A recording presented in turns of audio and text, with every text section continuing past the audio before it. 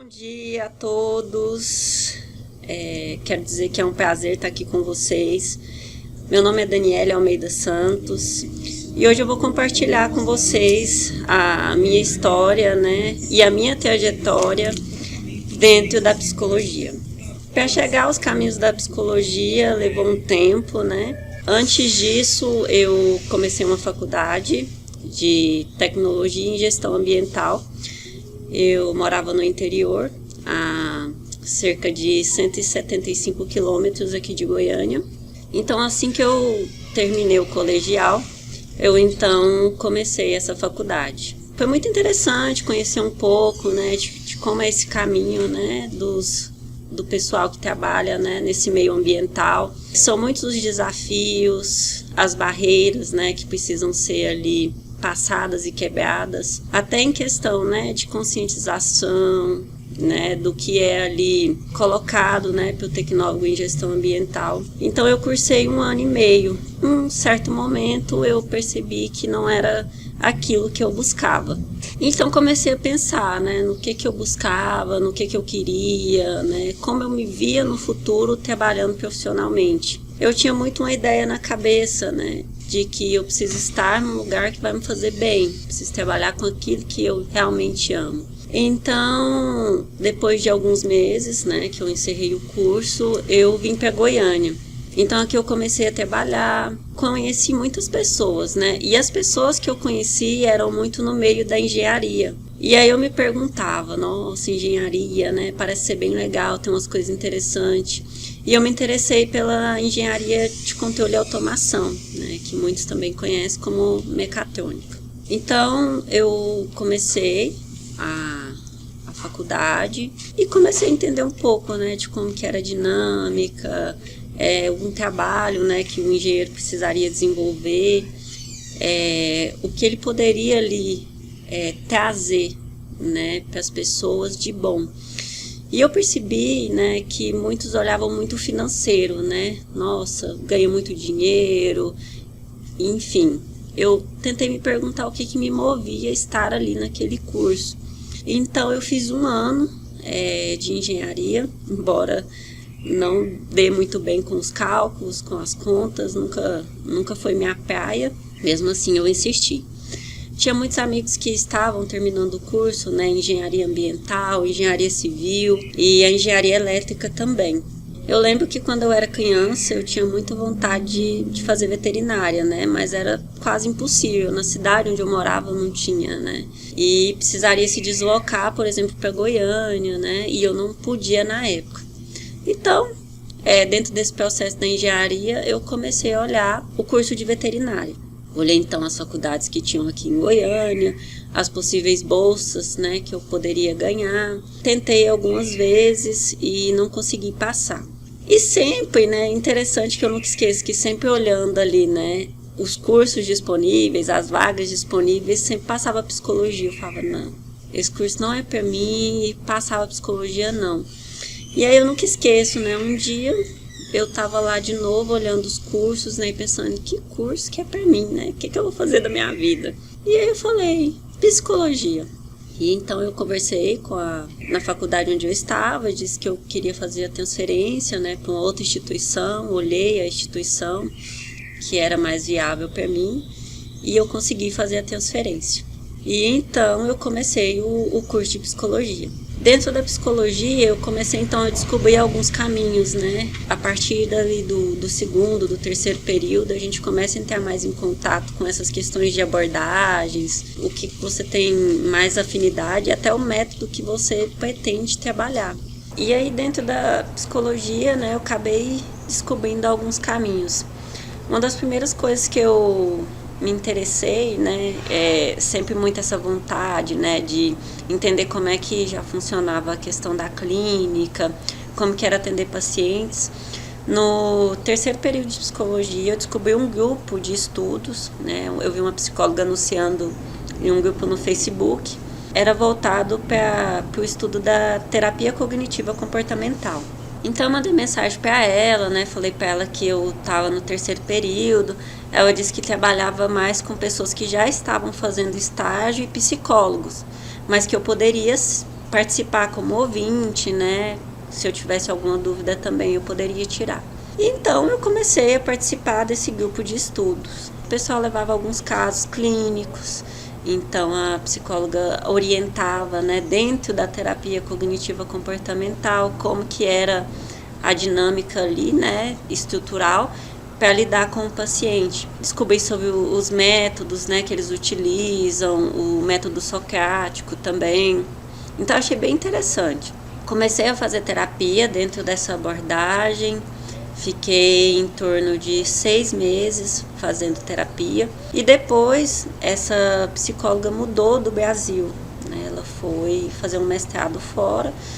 E eu continuei então, descobri uma outra terapeuta e comecei a fazer com ela dentro da terapia cognitiva comportamental. Dentro dessa trajetória, acabei conhecendo uma outra professora, né? Ela já era da Gestalt terapia, né? Ainda é. E comecei a participar de algumas palestras, alguns grupos de estudos que ela também ministrava. E ela trazia a temática de relacionamentos. A proposta dela de trabalho e o foco era essa, né? De relacionamento, como se relacionar, né, de uma forma mais saudável, o que não é, né, um relacionamento saudável. Então ela começou a desenvolver vídeos e séries, né, falando desse tema e webinários, e eu me interessei bastante. Eu lembro que então eu comecei a fazer estudos voltados para isso, né, sobre o tema de relacionamentos. Continuei assídua participando das aulas que ela dava fora da instituição. Cheguei aí para fora de Goiânia, né, para assistir aulas que ela ministrava, e também me interessei pela abordagem. Falei, nossa, quero conhecer como é que é o método deles. Então comecei a fazer terapia com ela também. Foi muito bom, gostei bastante, desenvolvi muitos aspectos da minha vida, em autoconhecimento e até mesmo dessas questões de relacionamento, né? Tanto pessoal como interpessoal. Depois de um tempo já lá dentro da psicologia, eu percebi que ainda não era a Gestalt que eu queria trabalhar como método. Então pensei, vou ter que explorar mais ali dentro. Já tinha entrado em contato com o behaviorismo, já tinha entrado em contato com outras abordagens, mas nenhuma tinha me tocado ainda. E então eu tinha que escolher o estágio, né, que eu iria fazer, e eu conheci um professor de psicanálise lá de São Paulo, São José do Rio Preto. Ele chama Renato Dias, e ele trazia uma psicanálise muito diferente da que eu presenciava na faculdade. Não era aquela psicanálise rígida, né, não era aquela psicanálise tão racional. Ele tem um grupo, né, que chama GESPA, que eles trazem essa proposta de psicanálise do acolhimento. E então eu comprei um livro dele, que se chama O Desapego, e comecei a ler esse livro. Logo depois, né, teve um outro livro que se chamava Psicanálise e o Acolhimento. E eu achei fantástico, né? Eles traziam ali alguns autores, como Bion, Winnicott, e tanto a Melanie Klein como Freud, né, numa proposta bem diferente do que eu conhecia. Então eu comecei a participar, né, de algumas aulas dele que ele deixava no YouTube, e comecei a estudar, fazer algumas anotações.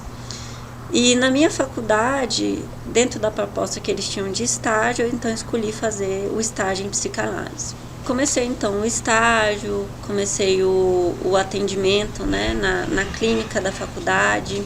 Comecei então a entender como que era a dinâmica, né, com o paciente. Em agosto de 2018, né, bem quando eu comecei ali também o estágio na faculdade, há uns 2 meses antes eu vi um colega compartilhando sobre o Instituto. E então eu resolvi fazer a minha inscrição, né, para um dos cursos que iriam ter, que era o de psicologia clínica de base humanista.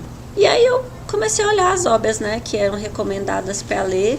E então eu vi que uma das obras eram sobre Jung, né? Tinha Anísio da Silveira, mas foi Jung. Nunca até então havia escutado falar de Jung, não conhecia nada, para mim era um desconhecido. Apenas conhecia sobre uma frase, né, que a gente sempre via em alguns lugares, até na minha própria faculdade tinha, né, que é aquela, ao tocar o alma humana, seja apenas uma outra alma humana. Então eu passei no processo seletivo e comecei a fazer os estudos aqui no Instituto também. Nisso comecei então a ter o contato com Jung ainda dentro da faculdade. E foi até interessante, né, porque eu estava na psicanálise vendo só Freud, né, na faculdade, e aqui no Instituto vendo só Jung, né, parece que eram tão opostos. Estudando lá, né, os sonhos dentro da proposta freudiana, eu comecei a estudar também os sonhos na proposta junguiana, e fez muito mais sentido para mim. Eu costumo dizer que a partir disso, né, Jung me escolheu. Quando ele me chamou, eu tive que escutar esse chamado, né, que realmente me tocou. Então, fiz o estágio na faculdade, né, atendi na área clínica e comecei também a atender aqui no Instituto. Em janeiro de 2019, acredito que em janeiro ou fevereiro, comecei o curso também de saúde mental aqui do Instituto. Foi uma experiência única, né? Foi um curso que me acrescentou demais mesmo. Eu não tinha entrado em contato, né, com esse lado social.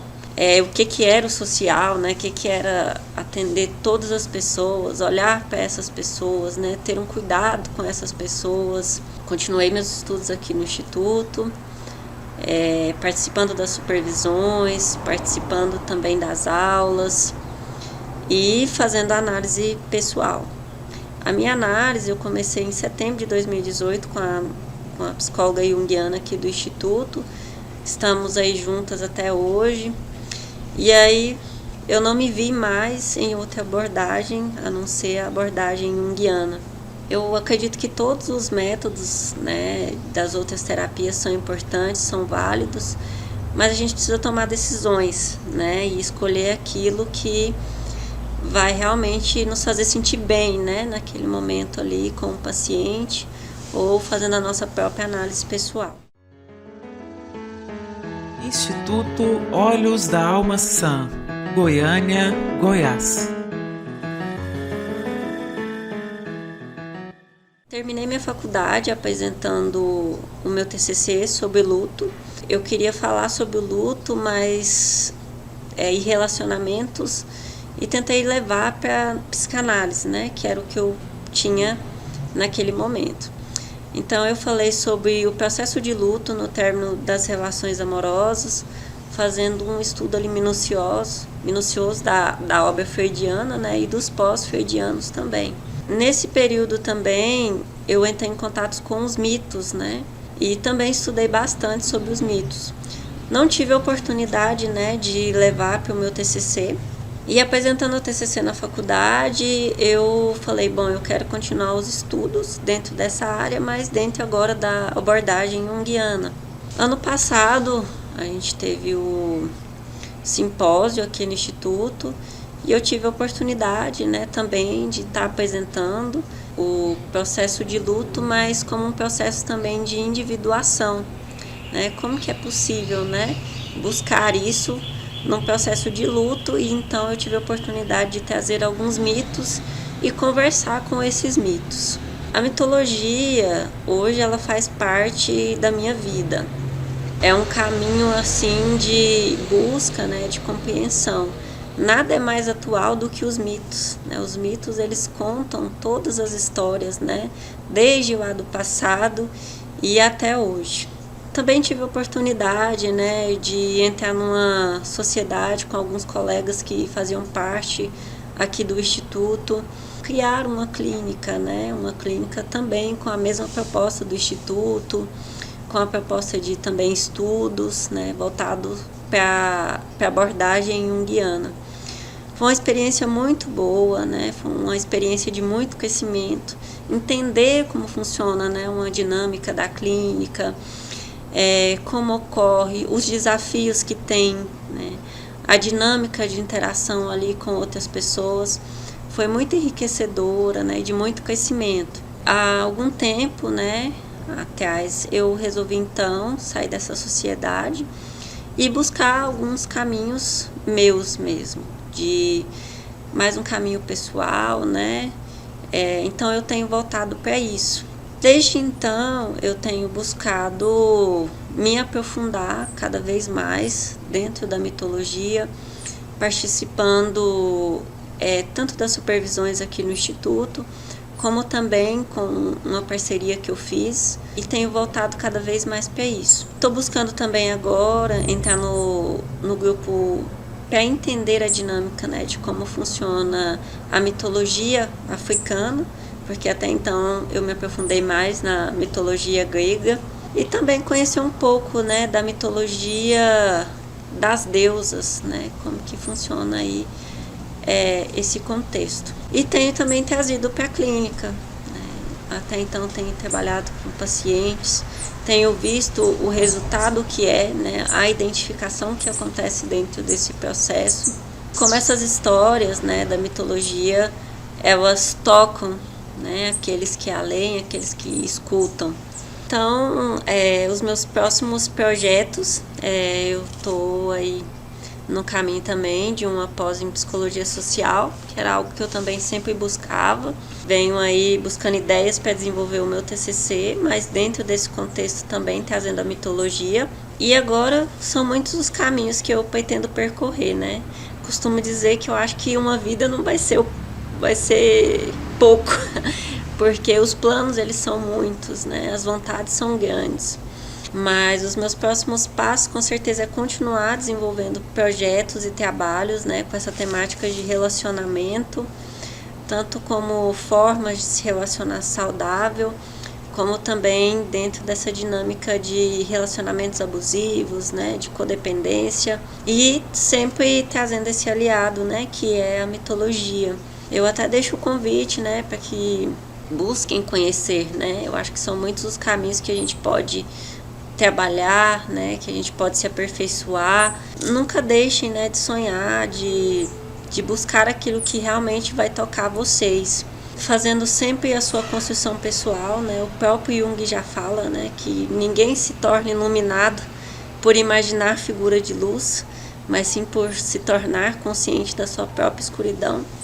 Então que nós possamos cada vez mais olhar para nós mesmos, para que nós possamos olhar para o outro, né, com mais acolhimento, com mais compaixão, e entendendo, né, que o tempo do outro, né, é o tempo, e o nosso tempo, né, é kairos, é o tempo sem tempo. Então que nós possamos cada vez mais entender que os ciclos são importantes na nossa vida, e que mais ainda, né, ter tempo e que sonhar faz parte do nosso processo. Muito obrigada, agradeço a todos.